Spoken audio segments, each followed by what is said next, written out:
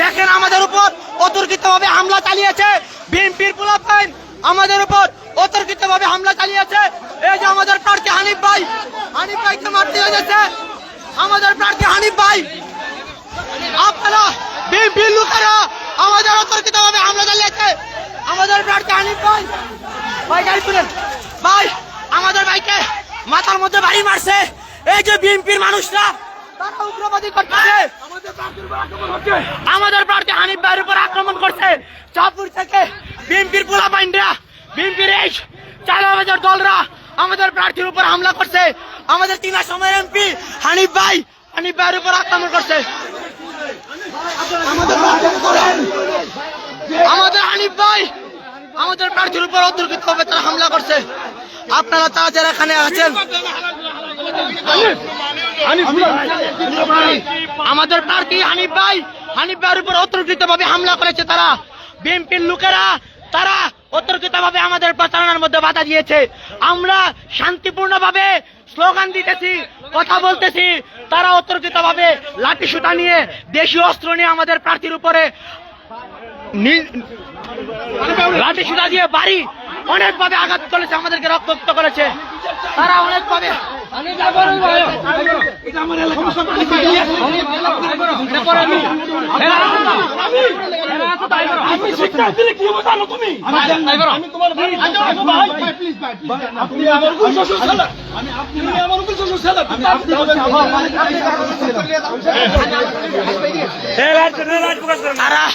তারা আমাদের অনেকজন ভাইকে, প্রায় 15 থেকে 20 জন ভাইকে তারা লাঠি সুতা দিয়ে তারা পিটাইছে।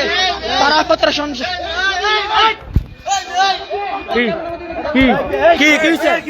আমি মিডিয়ার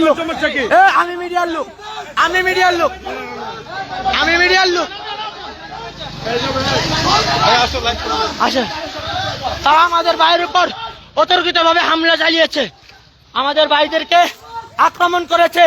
আমরা শান্তিপূর্ণভাবে আমাদের এই শান্তিপূর্ণভাবে সন্ত্রাসী গ্রুপ আমাদের প্রার্থী সহ আমাদের আক্রমণ চালিয়েছে।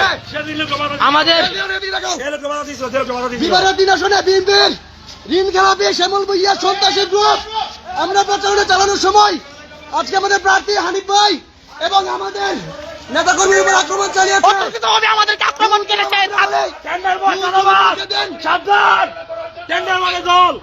তারা 100-150 পোলাপাইন নিয়ে আমাদের উপর, আমাদের ভাইকে রক্তাক্ত করেছে।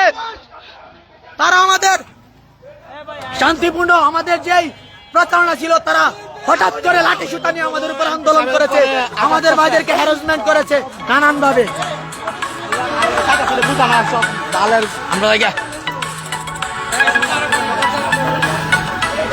আমরা বাইক নিয়ে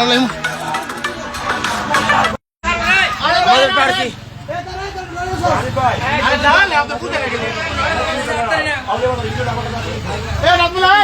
আমাদের এই যে আমাদের সম্মানিত প্রার্থী হানিফ ভাইয়ের উপরে তারা হামলা চালিয়েছে,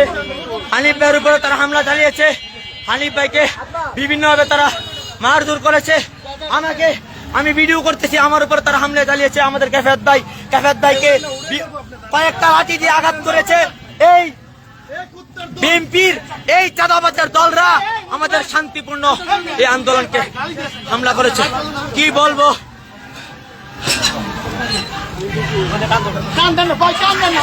আমাদের